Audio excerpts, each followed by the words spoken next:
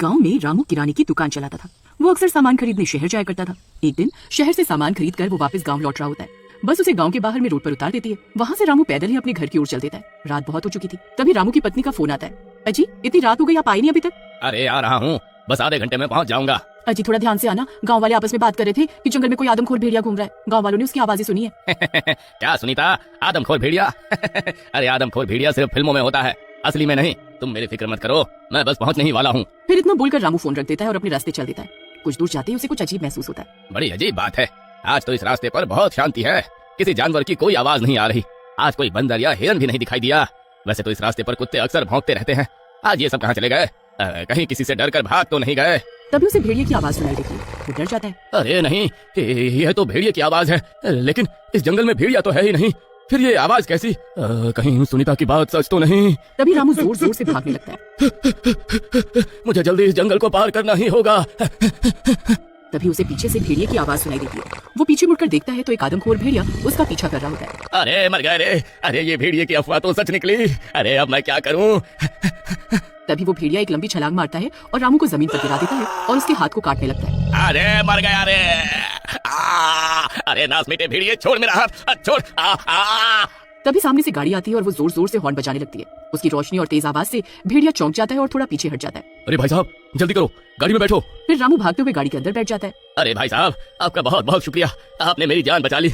अरे अरे बहुत दर्द हो रहा है। ये नास मीटे भेड़िए ने तो मेरा हाथ ही जमा डाला। हाय रे! फिर वो गाड़ी वाला जल्दी से गाड़ी को वहाँ से भगाना शुरू कर देता है। लेकिन भाई साहब ये क्या चीज थी? ये कैसा जानवर है? मैंने तो ऐसा पहले कभी नहीं देखा। अरे ये कमबख्त आदमखोर भेड़िया है, पता नहीं कहाँ से आ गया है। पूरे गांव में इसने अपनी दहशत फैला रखी है। अरे आप जल्दी गाड़ी भगाओ।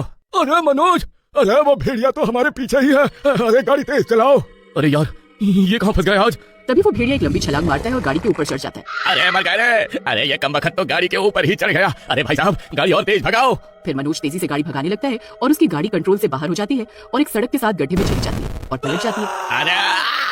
अरे मर गया रे! हाय मेरी टांग! अरे नास मीटे, ये कैसी गाड़ी चला रहा था? तुझे इतना बड़ा गड्ढा दिखाई नहीं दिया क्या? हाय मेरी टांग तो तोड़ डाली। उस कमबख्त भेड़िए ने हाथ तोड़ दिया और इसने मेरी टांग तोड़ दी। अरे अरे बहुत दर्द हो रहा है। हाय मनोज भाई तुम ठीक तो हो? लगता है मेरा हाथ टूट गया है। वो भेड़िया कहाँ चला गया? पता नहीं, जैसे ही गाड़ी का एक्सीडेंट हुआ वो गायब हो गया। वो यहीं आसपास ही होगा। भेड़िया अपना शिकार इतनी आसानी से नहीं छोड़ता। यह सब इस गांव वाले की वजह से हुआ है। ना हम इसके लिए गाड़ी रोकते, ना इस मुसीबत में पड़ते। चलो मनोज, हमें यहाँ से किसी सुरक्षित जगह पर जाना होगा। वो भेड़िया किसी भी पल यहाँ पहुँच सकता है। फिर रामू भी उनके पीछे पीछे जाने लगता है। गांव वाले चल भाग यहाँ से, तेरी वजह से ही हम इस मुसीबत में फंसे हैं। चल भाग। अरे भाई साहब मुझे यहाँ अकेला छोड़कर मत जाओ, मुझे भी अपने साथ ले लो, मुझ पे थोड़ा रहम करो। फिर रामू भी उनके पीछे पीछे चल पड़ता है। वो तीनों एक्सीडेंट के बाद बहुत जख्मी हो चुके थे और वो ज्यादा दूर पैदल नहीं जा सकते थे। तभी भेड़िए की आवाजें आने लगती हैं। अरे मर गए! अरे ये नास मीटा तो फिर आ गया। ये कमबख्त हमें मारे बिना नहीं रहने वाला। राहुल हम भाग नहीं पाएंगे, हमें उस पेड़ पर चढ़ना होगा। फिर वो तीनों उस पेड़ पर चढ़ने लगते हैं। कुछ ही देर में मनोज और राहुल तो पेड़ पर चढ़ जाते हैं, लेकिन रामू की टांग टूटने की वजह से वो पेड़ पर ज्यादा ऊपर नहीं चढ़ पाया। अरे अरे कमबख्तो, मुझे भी तो ऊपर खींचो। अरे हाय मेरी टांग! हाय! तभी उस भेड़िए की आवाजें और तेज हो जाती है। वो तेजी से उन्हें सूंघता हुआ उनके पीछे आ रहा होता है। अरे नास मीटे जल्दी मुझे ऊपर खींच, मेरी शक्ल क्या देख रहा है? चुप कर, अगर एक बार मुझे नास मीटा कहा ना तो नीचे फेंक दूंगा।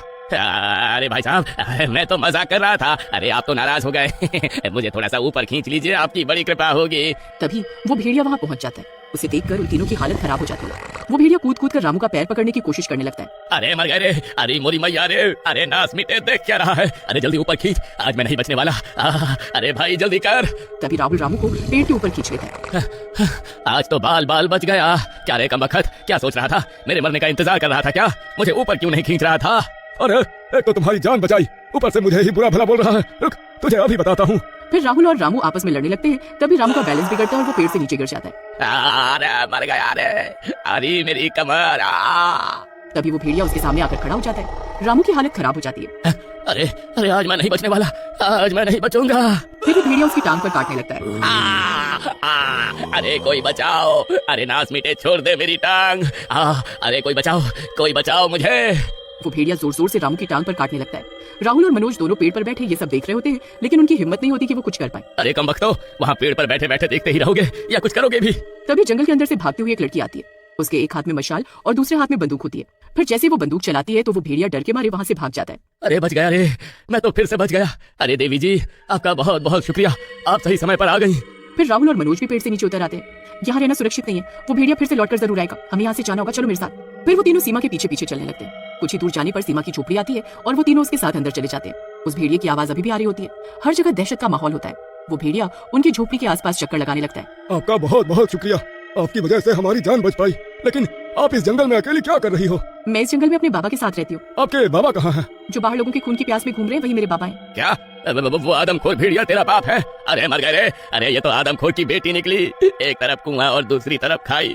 अरे अब क्या होगा? बाहर इसका बाप हमारे खून का प्यासा बना हुआ है और अंदर उसकी बेटी पता नहीं हमारे साथ अब क्या करेगी। नहीं, आप मुझे गलत समझ रहे हैं, मैं आपको कोई नुकसान नहीं पहुंचाना चाहती। आपके बाबा के साथ क्या हुआ? वो आदमखोर भेड़िया कैसे बन गए? हम इस जंगल में खुशी खुशी रह रहे थे, फिर एक दिन एक जख्मी भेड़िए ने मेरे बाबा को काट लिया, तब से वो आदमखोर बन गए। तब से मैं यहाँ अकेली रह रही हूँ और फिर आज आप लोगों की चीखें सुनाई दी तो आपसे मुलाकात हो गई। हे भगवान, अब क्या होगा? आप यहाँ सुरक्षित हैं, आप डरिए नहीं। दिन होते ही मैं आपको पास के गाँव तक छोड़ाऊंगी, बस आप किसी तरह आज की रात यहाँ निकाल लीजिए। फिर रात भर उन्हें भेड़िए की आवाजें आती रहती है और वो डर के मारे सो नहीं पाते। लेकिन उन्हें क्या पता था कि उनके साथ और भी बुरा होने वाला था, क्योंकि एक आदमखोर उनके बीच में था जो किसी भी वक्त भेड़िए में बदलने वाला था। जल्दी मिलते हैं इसके अगले भाग में, तब तक के लिए वीडियो को लाइक एंड शेयर करना ना भूलें।